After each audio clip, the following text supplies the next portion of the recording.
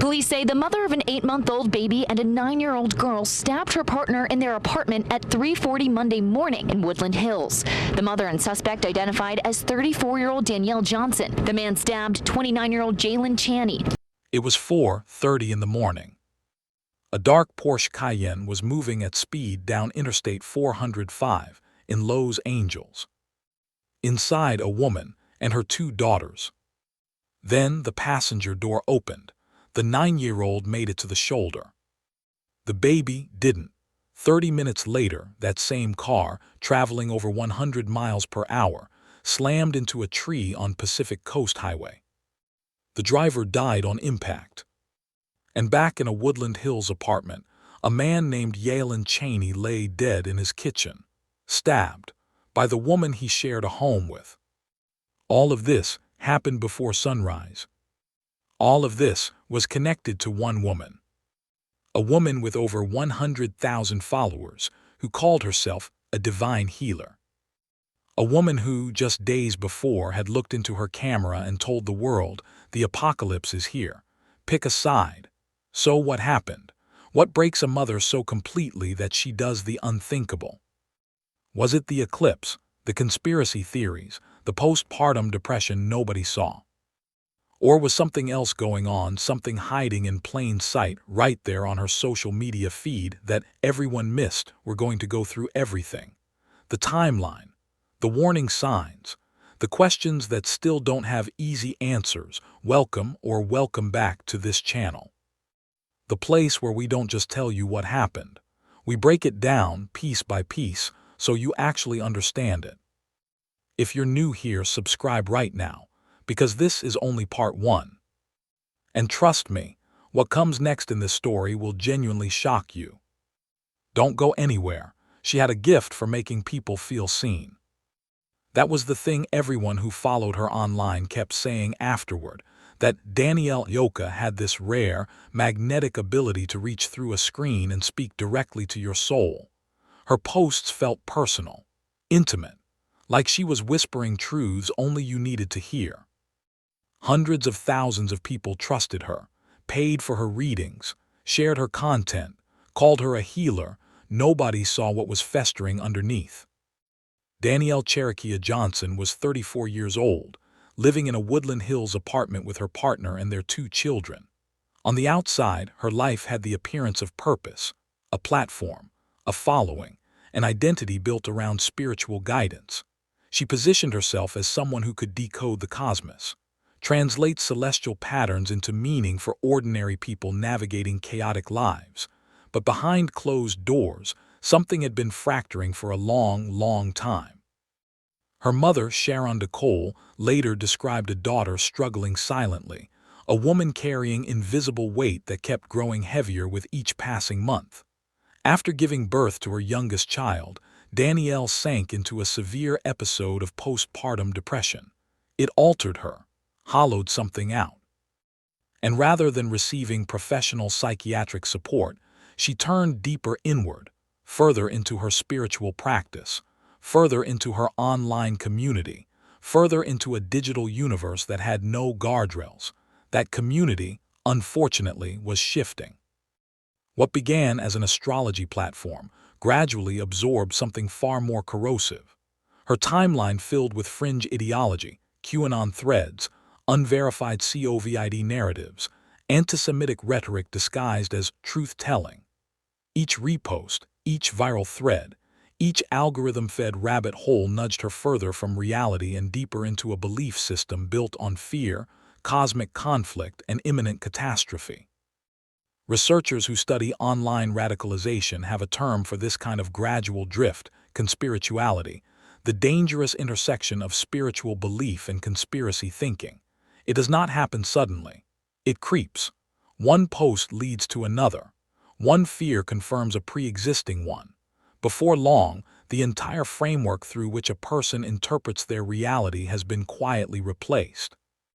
For Danielle, that replacement appeared complete by early April 2024. On April 4th, 4 days before everything collapsed, she posted a warning. Not a gentle one. An urgent, all-caps declaration that the upcoming solar eclipse represented spiritual warfare on a cosmic scale. She instructed her followers to examine their choices, align their spirits, and brace themselves. Her language grew increasingly frantic with each subsequent post, less like a healer, more like someone genuinely terrified of something only she could perceive. Those who knew her personally recognized something was deeply wrong. Those who only knew Ayoka, the persona, interpreted it as powerful content. That distinction cost lives. At 3:40 on the morning of April 8th, hours before that eclipse ever touched the California sky, Jaelen Chaney, 29 years old, a father, a partner, engaged in what began as an argument inside their shared kitchen. He never walked out of it. Investigators arriving at the scene later that morning found evidence of a brutal, frenzied attack. Chaney's body bore the marks of someone who had fought desperately for survival. He lost. Danielle gathered her daughters, a 9-year-old still half asleep, an 8-month-old infant, strapped them into that dark Porsche, and drove into the pre-dawn darkness of Los Angeles. Toward the freeway. Toward something only she understood. What happened on that stretch of Interstate 405 next is something no first responder who arrived on scene that morning will ever forget. Interstate 405 at 4:30 in the morning is not empty. Truckers, night shift workers, early risers heading toward Lax. It is never truly quiet, not in Los Angeles, not on one of the most heavily trafficked corridors in all of America. Headlights move through darkness at speed, each driver locked inside their own private bubble, completely unprepared for what was already heading toward them. A dark Porsche Cayenne merged northbound onto the 405 near Culver City. Inside, a mother, 2 daughters, and whatever had taken complete hold of Danielle Johnson's fractured mind in those final hours. Nobody on that freeway knew anything was wrong. Not yet eyewitness accounts gathered afterward painted a picture of sudden, incomprehensible horror. Drivers nearby reported seeing the passenger door of the Porsche swing open without warning. No gradual slowing, no hazard lights, no signal of distress. Just open. The 9-year-old hit the asphalt first. By some extraordinary, heartbreaking miracle, she rolled, scrambled, and somehow reached the shoulder alive. Cuts, bruises, shock beyond measure, but breathing, conscious. Survivors carry wounds that X-rays cannot locate, and this child now carries more than most adults ever will, but she survived. Her baby sister did not. 8 months old, unable to run, unable to roll, unable to do anything except exist in the arms of the person who was supposed to shield her from every danger this world contained. When she hit that freeway, oncoming traffic had no time to react. First responders arrived to a scene so devastating that seasoned officers later struggled to articulate what they encountered. She was pronounced dead at the scene. Her name has largely been withheld from major publications out of respect for the surviving family, but she existed. She had a face, tiny fingers, 8 months of memories forming in her developing brain. She deserved decades. She got 8 months. Danielle did not stop. That is perhaps the detail that grips investigators and psychologists alike most tightly, that after ejecting both children onto a busy freeway, she accelerated, continued driving, merged further along PCH toward Redondo Beach as though completing a predetermined route only visible inside her own consciousness. Forensic psychological experts consulted by various outlets after this tragedy pointed toward acute psychotic break, a state in which rational thought, consequence, and even basic recognition of reality collapse entirely. In such episodes, actions that appear monstrous from the outside carry an internal logic the person experiencing them perceives as not only reasonable, but necessary. Her final social media posts support this interpretation. The frantic cadence, the apocalyptic certainty, the sense of cosmic obligation. These are not the writings of someone plotting calculated violence. They are the fractured transmissions of a severely unwell human being who received no intervention before it became catastrophically too late. That failure, the failure of intervention, deserves its own conversation because warning signs existed. They had existed for months, visible, documented, posted publicly for over 100,000 people to read. Yet the architecture of social media platforms rewards engagement over welfare. Alarming content drives clicks. Algorithms amplify urgency. Nobody flagged her account as a crisis. Nobody called for a wellness check. Nobody knocked on that apartment door 2 days earlier when her posts crossed from spirituality into something unmistakably unraveling. Instead, her content spread further.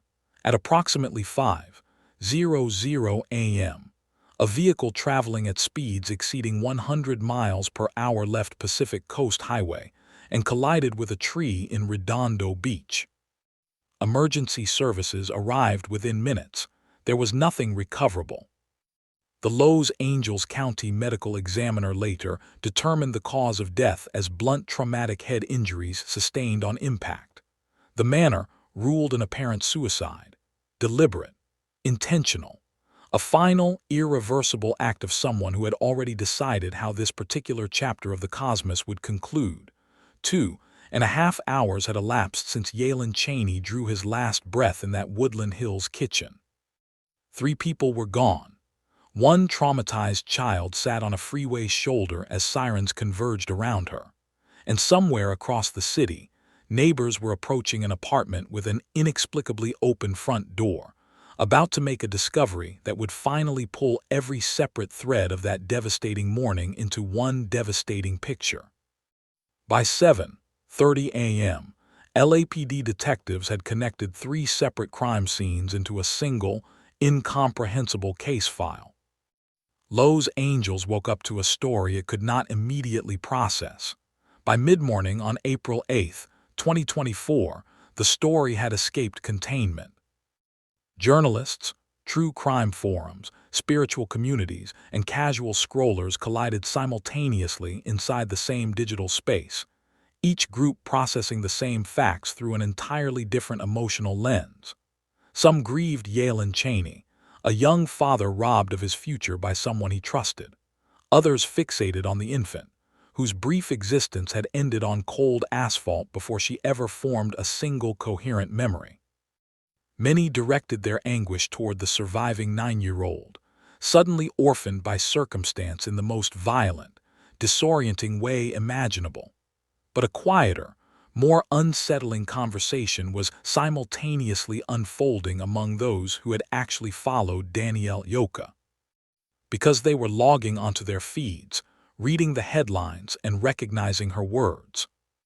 For her audience, the grief arrived wrapped in guilt. Thousands had engaged directly with her final posts, liked them, retweeted apocalyptic warnings, replied with affirmations. Some had purchased personal readings from her as recently as that same week. They had interpreted increasingly erratic behavior as passion, intensity, spiritual conviction, the kind of bold, unapologetic voice that cuts through noise. Hindsight reconfigured everything. Sharon Nicole, Danielle's mother, spoke publicly in subsequent weeks with the measured devastation of someone attempting to honor complexity rather than reduce her daughter to a headline. She described a fundamentally loving person swallowed by forces larger than her capacity to resist alone. Postpartum depression that went unaddressed.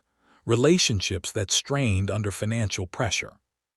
A spiritual identity that provided genuine community, but simultaneously opened doors to ideological spaces with no responsible gatekeeping.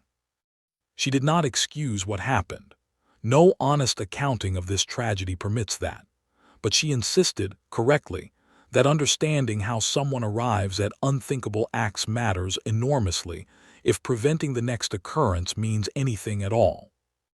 Mental health professionals who analyzed this case publicly pointed towards several converging failures operating simultaneously. First, postpartum psychosis, distinct from postpartum depression, remains catastrophically underdiagnosed, particularly among women of color whose reported symptoms are statistically less likely to receive immediate clinical attention. It can manifest as paranoia, grandiosity, fractured perception of reality, and in extreme unaddressed cases, violence. Danielle exhibited documented symptoms across multiple dimensions. She required hospitalization. She received none. Second, the conspiratorial ecosystem she inhabited actively discouraged engagement with conventional medicine. Communities blending spirituality with anti-establishment ideology frequently frame psychiatric intervention as a form of control, suppression, or spiritual attack. Seeking professional help contradicted the very belief architecture sustaining her identity. Escaping that framework without external support becomes extraordinarily difficult. Third, and perhaps most confronting, platform design failed catastrophically. Engagement algorithms rewarded her most extreme content with the widest reach. Every escalating post found a larger audience than the previous one. Rather than triggering safeguards, her deterioration generated impressions, shares, replies. The machinery of virality monetized her unraveling in real time, while her children slept in the adjacent room. Nobody intervened. Digitally or physically, Jaelen Chaney deserved longer. He deserved protection that systems failed to extend, because those systems were never oriented toward identifying risk inside domestic spaces, where a partner's mental health was visibly collapsing online. The infant deserved her entire life. The 9-year-old deserves every resource, every therapy session, every gentle adult presence required to rebuild something resembling safety inside a psyche that experienced devastation. No child psychology textbook fully prepares practitioners to address.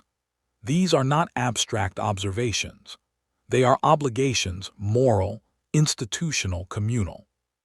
What this case ultimately reveals is that tragedy rarely arrives without precedent, rarely materializes from absolute nowhere.